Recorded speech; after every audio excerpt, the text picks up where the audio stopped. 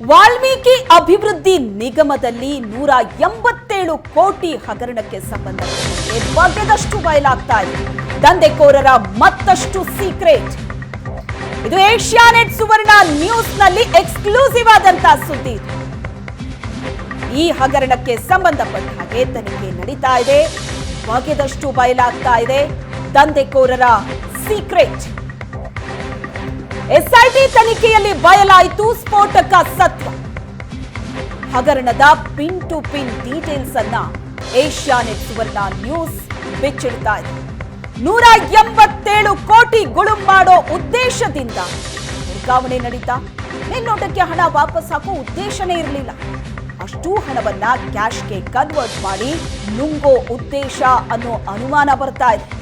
ಎಲ್ಲಾ ಹಣವನ್ನ ನುಂಗಿ ನಕಲಿ ದಾಖಲೆಗಳನ್ನ ಸೃಷ್ಟಿಸೋದಕ್ಕೆ ಭಾರಿ ಪ್ಲಾನ್ ನಡೆದಿತ್ತಂತೆ. ನಿಗಮದ ಖಾತೆಗೆ ಹಣ ವಾಪಸ್ ಹಾಕೋ ಉದ್ದೇಶವೇ ಇರಲಿಲ್ಲ. 94 ಕೋಟಿ ರೂಪಾಯಿ ನಕಲಿ ಅಕೌಂಟ್ಗೆ ಈ ಹಣ ವರ್ಗಾವಣೆಯಾಗುತ್ತೆ. 200 ಅಕೌಂಟ್ಗಳಿಗೆ ವರ್ಗಾವಣೆಯಾಗಿದ್ದು ಆ 94 ಕೋಟಿ ರೂಪಾಯಿ. ಸದ್ಯ ಆ 200 ಅಕೌಂಟ್ಗಳನ್ನ ಎಸ್ಐಟಿ ಟೀಮ್ ಫ್ರೀಸ್ ಮಾಡಿಸಿದೆ. ಕುರಿಗಾಹಿಗಳ ಬ್ಯಾಂಕ್ ಖಾತೆಗಳಿಗೂ ಲಕ್ಷ ಲಕ್ಷ ಹಣ ವರ್ಗಾವಣೆ ಆಗಿತ್ತು. ಕುರಿ ಕಾಯೋರ ಬ್ಯಾಂಕ್ ಖಾತೆಗಳಿಗೆ 5% ಕೊಟ್ಟು ಕ್ಯಾಶ್ ರೂಪದಲ್ಲಿ ಅವರಿಂದ ಹಣವನ್ನ ಹಿಂಪಡಿತಾ ಇತ್ತು. ಬಾರ್ಗಳು, ಸಣ್ಣ ಪುಟ್ಟ ಕಂಪನಿಗಳ ಅಕೌಂಟ್ಗಳಿಗೂ ಕೂಡ ಹಣ ವರ್ಗಾವಣೆಯಾಗಿದೆ. ಆ ಬಗ್ಗೆ ಮಾಹಿತಿ ಮತ್ತು ದಾಖಲೆಗಳು ಕೂಡ ಸಿಕ್ಕಿದೆ ಟೀಮ್ಗೆ. 94 ಕೋಟಿ ರೂಪಾಯಿಯಲ್ಲಿ ಸುಮಾರು 35 ಕೋಟಿ ರೂಪಾಯಿ ಮಾತ್ರ ರಿಕವರಿ ಆಗಿದೆ. ಈ ಬಗ್ಗೆ ಹೆಚ್ಚಿನ ಡೀಟೇಲ್ಸ್ ಅನ್ನ ಕೊಡ್ತಾರೆ ನಮ್ಮ ಪ್ರತಿನಿಧಿ ರಮೇಶ್ ಸಂಪರ್ಕದಲ್ಲಿದ್ದಾರೆ. ರಮೇಶ್, ಈ ಪ್ರಕರಣದಲ್ಲಿ ತನಿಖೆ ಮುಂದುವರಿತಾ ಹೋದಂತೆ ಅಚ್ಚರಿಯ ವಿಷಯಗಳು ಬಹಿರಂಗವಾಗ್ತಾ ಇದೆ. ಕೋಟಿ ಕೋಟಿ ಹಣ ಅದನ್ನ ಬಹಳ ಸ್ಮೂತ್ ಆಗಿ ನುಂಗೋದಕ್ಕೆ ಅಂತ ಎಂತಹ ಭರ್ಜರಿ ಪ್ಲಾನ್ ಮಾಡಿದ್ರು. ಯಾರ್ಯಾರ್ದೋ ಅಕೌಂಟಿಗೆ ದುಡ್ಡು ಹೋಗುತ್ತೆ, ಅವರಿಗಿಂತಿಷ್ಟು ಅಂತ ಪರ್ಸೆಂಟೇಜ್ ನ ಕೊಟ್ಬಿಟ್ಟು ಅವರಿಂದ ಕ್ಯಾಶ್ ಅನ್ನ ಪಡೆಯೋದು. ಏನೆಲ್ಲ ಅಪ್ಡೇಟ್ ಸಿಗ್ತಾ ಇದೆ ಈಗ? ಖಂಡಿತ ಶ್ವೇತಾ, ಅಂದ್ರೆ ವಾಲ್ಮೀಕಿ ನಿಗಮಕ್ಕೆ ಸಂಬಂಧಪಟ್ಟಂತೆ ಸಿಐಡಿ ಅಧಿಕಾರಿಗಳು ಒಳಗೊಂಡಂತ ಒಂದು ಎಸ್ಐಟಿ ತನಿಖೆಯನ್ನ ಮಾಡ್ತಾ ಇದೆ. ತನಿಖಾ ಸಂದರ್ಭದಲ್ಲಿ ಒಂದಷ್ಟು ಆಘಾತಕಾರಿ ವಿಚಾರಗಳು ಬೆಳಕಿಗೆ ಬರ್ತಾ ಇರುವಂತದ್ದು. ಅಂದ್ರೆ 187 ಕೋಟಿ ನಿಗಮದ ಹಣವನ್ನ ವರ್ಗಾವಣೆ ಮಾಡಿಕೊಂಡು ಕೆಲ ಕಾಲ ಬಳಕೆ ಮಾಡಿಕೊಂಡು ಆಮೇಲೆ ವಾಪಸ್ಸು ಈ ಒಂದು ಖಾತೆಗೆ ಹಾಕುವಂತಹ ಒಂದು ಉದ್ದೇಶವನ್ನು ಇಟ್ಕೊಂಡಿದ್ರು ಅನ್ನುವಂಥದ್ದು ಆರಂಭಿಕ ಹಂತದಲ್ಲಿ ಬೆಳಕಿಗೆ ಬರ್ತಾ ಇತ್ತು. ಆದ್ರೆ ಈಗ ತನಿಖೆ ಮಾಡ್ತಾ ಇರುವಂತಹ ಸಂದರ್ಭದಲ್ಲಿ ಈ ಯಾರಿಗೂ ಕೂಡ ಆ ಹಣವನ್ನ ವಾಪಸ್ ಕೊಡುವಂತದ್ದು ಇರಲಿಲ್ಲ. ಎಲ್ಲ ಒಂದ್ ಕಡೆ ಆ ಹಣವನ್ನ ನುಂಗಿ ಯಾವುದೋ ಅನುದಾನಗಳಿಗೆ ಕೊಡಲಾಗಿತ್ತು ಅಥವಾ ಏನೋ ಕೆಲಸಗಳಾಯ್ತು ಅಂತೇಳಿ ನಕಲಿ ದಾಖಲೆಗಳನ್ನ ಸೃಷ್ಟಿ ಮಾಡಿ ಅಷ್ಟು ಹಣವನ್ನು ನುಂಗುವಂತ ಉದ್ದೇಶವನ್ನ ಹೊಂದಿದ್ರು ಅನ್ನುವಂಥದ್ದು ಮೇಲ್ನೋಟಕ್ಕೆ ಇಲ್ಲಿಯವರೆಗೆ ನಡೆದಂತ ತನಿಖೆಯಲ್ಲಿ ಗೊತ್ತಾಗ್ತಾ ಇರುವಂತದ್ದು. ಅಷ್ಟು ಒಟ್ಟು 187 ಕೋಟಿ ಹಣ ಏನು ಯೂನಿಯನ್ ಬ್ಯಾಂಕಿಗೆ ಹೋಗುತ್ತೆ, ಅಲ್ಲಾದ ನಂತರ ಅದರಲ್ಲಿ 94 ಕೋಟಿಯನ್ನು ವರ್ಗಾವಣೆ ಮಾಡ್ಕೊಂಡಿರ್ತಾರೆ. ಅದರಲ್ಲಿ ಸುಮಾರು 200ಕ್ಕೂ ಹೆಚ್ಚು ನಕಲಿ ಖಾತೆಗಳು ಅಥವಾ ಬೇರೆ ಬೇರೆ ಖಾತೆಗಳಿಗೆ ಅದನ್ನ ವರ್ಗಾವಣೆ ಮಾಡ್ಕೊಂಡಿರುವಂತದ್ದು. ಅದು ಒಂದಷ್ಟು ಜನ ಬಾರ್ನ ಮಾಲೀಕರಾಗಿರ್ಬೋದು, ಕೆಲವು ಕುರಿಗಾಯಿಗಳಿದ್ದಾರೆ, ಕೆಲವರು ಸಣ್ಣ ಪುಟ್ಟ ಕಂಪನಿಯವರಿದ್ದಾರೆ, ಕೆಲವರು ಗೊತ್ತಿರುವಂತಹ ಫ್ರೆಂಡ್ಸ್ಗಳು, ಯಾರ್ಯಾರಿಗೋ ಎಷ್ಟೋ ಒಟ್ಟು 200ಕ್ಕೂ ಹೆಚ್ಚು ಅಕೌಂಟ್ಗಳಿಗೆ ಆ ಹಣವನ್ನು ವರ್ಗಾವಣೆ ಮಾಡಿ ಅದನ್ನ ಕ್ಯಾಶ್ ರೂಪಕ್ಕೆ ತೆಗೆದುಕೊಳ್ಳುವಂತದ್ದು.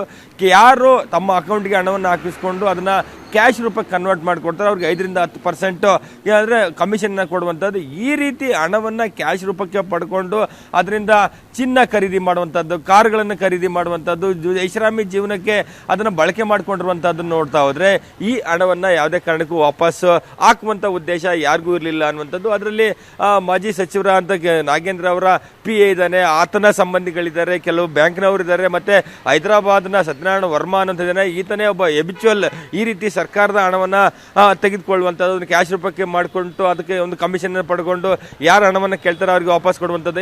ಈ ರೀತಿಯಾದಂಥ ದಂಧೆ ಮಾಡುವಂಥದ್ದನ್ನೇ ಪ್ರಮುಖವಾದಂಥ ಕೆಲಸವನ್ನ ಮಾಡಿಕೊಂಡಿದ್ದ ಸತ್ಯನಾರಾಯಣ ವರ್ಮಾ. ಸೊ ಹಾಗಾಗಿ ಆ ಎಲ್ಲ ಒಂದು ಏನು ಮನಿ ಟ್ರೀ ಎಲ್ಲಿಂದ ಎಲ್ಲಿಗೆ ಹೋಯ್ತು, ಯಾರ ಅಕೌಂಟ್ಗೆ ಹೋಯ್ತು, ಅದನ್ನ ಹೇಗೆ ಅದನ್ನ ಏನೋ ಕ್ಯಾಶ್ ರೂಪಕ್ಕೆ ಮಾಡಿಕೊಂಡ್ರು, ಇದೆಲ್ಲವೂ ಕೂಡ ತನಿಖಾ ಹಂತದಲ್ಲಿ ಗೊತ್ತಾಗಿರೋದ್ರಿಂದ ಈ ಹಣ ಅಷ್ಟು ಹಣವನ್ನ ನುಂಗುವಂತಹ ಉದ್ದೇಶವನ್ನ ಈ ದಂಧೆಕೋರರು ಹೊಂದಿದ್ರು ಅನ್ನುವಂಥದ್ದು ಮೇಲ್ನೋಟಕ್ಕೆ ಗೊತ್ತಾಗಿರುವಂಥದ್ದು. ಆದ್ರೆ ಅಷ್ಟು ಹಣ ಯಾವ ಅಕೌಂಟ್ಗೆ ಹೋಗಿದೆ ಅನ್ನುವಂಥದ್ದನ್ನ ಕಂಡಿಡಿದಿದೆ ಸಿಐ. ರಮೇಶ್, ಹಾಗೆ ಸಂಪರ್ಕದಲ್ಲಿ ವಾಲ್ಮೀಕಿ ನಿಗಮದ ಕೋಟಿ ಕೋಟಿ ಹಣ ಏನಿದೆ ಅದು ನಕಲಿ ಖಾತೆಗೆ ವರ್ಗಾವಣೆ ಆಗಿದೆ. ಏನ್ ಮಾಡ್ತಾ ಇದ್ರು ಹಾಗಾದ್ರೆ ಈ ದುಡ್ಡನ್ನು? ಈ ಹಗರಣದ ದುಡ್ಡಲ್ಲಿ ಐಷಾರಾಮಿ ಜೀವನ ನಡೆಸ್ತಾ ಇದ್ರು. ಕೋಟಿ ಕೋಟಿ ಹಣವನ್ನ ಐಷಾರಾಮಿ ಜೀವನಕ್ಕಾಗಿ ಬಳಕೆ ಮಾಡ್ತಾ ಇದ್ರು. ಚಿನ್ನ ಕಾರ್ಗಳನ್ನ ಖರೀದಿ ಮಾಡಿ ಮೋಜು ಮಸ್ತಿ ಮಾಡ್ತಾ ಇದ್ರು. ವಾಲ್ಮೀಕಿ ಸಮುದಾಯದ ಅಭಿವೃದ್ಧಿಗಾಗಿ ಮೀಸಲಿಟ್ಟಂತಹ ಹಣವನ್ನ ಈ ನುಂಗುಬಾಕರು ತಮ್ಮ ಅಭಿವೃದ್ಧಿಗಾಗಿ, ತಮ್ಮ ಮೋಜು ಮಸ್ತಿಗಾಗಿ ಹಣ ವ್ಯಯ ಮಾಡ್ತಾ ಇದ್ರು. ಲ್ಯಾಂಬೋರ್ಗಿನಿ ಕಾರನ್ನ ಸತ್ಯನಾರಾಯಣ್ ವರ್ಮಾ ಖರೀದಿ ಮಾಡಿದ್ದ. ಹೈದರಾಬಾದ್ನ ಸತ್ಯನಾರಾಯಣ್ ವರ್ಮಾ ಈ ಪ್ರಕರಣದ 13ನೇ ಆರೋಪಿ. ಈತ ಅರೆಸ್ಟ್ ಆಗಿದ್ದಾನೆ. ಲ್ಯಾಂಬೋರ್ಗಿನಿ ಕಾರನ್ನ ಈತ ಖರೀದಿಸಿದ್ದ. 3.5 ಕೋಟಿ ಮೌಲ್ಯದ ಕಾರಿದು.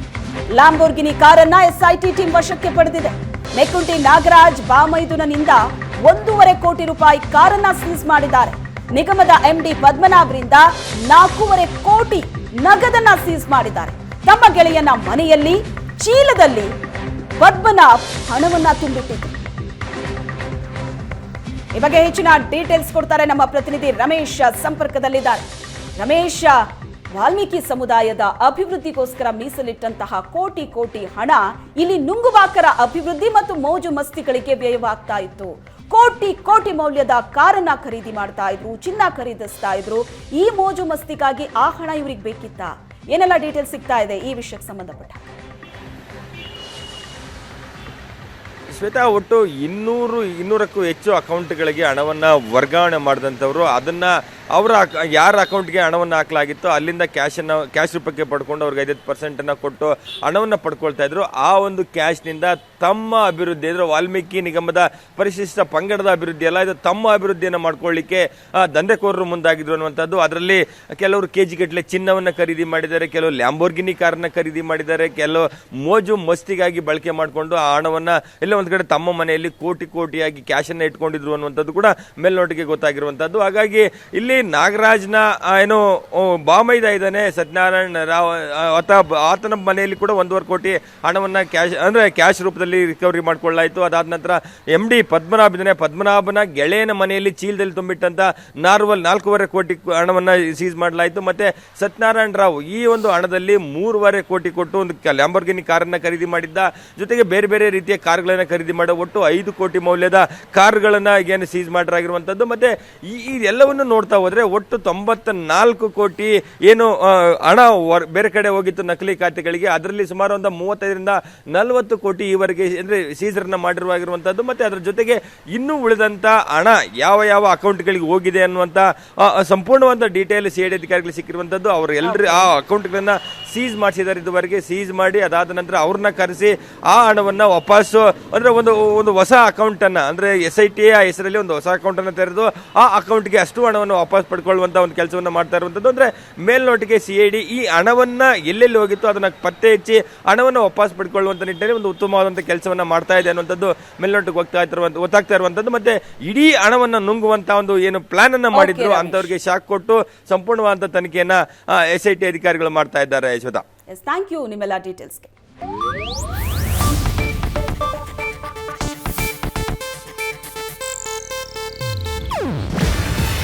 ಇದು ಏಷ್ಯಾನೆಟ್ ನ್ಯೂಸ್ ನೆಟ್ವರ್ಕ್ ಪ್ರಸ್ತುತಿ.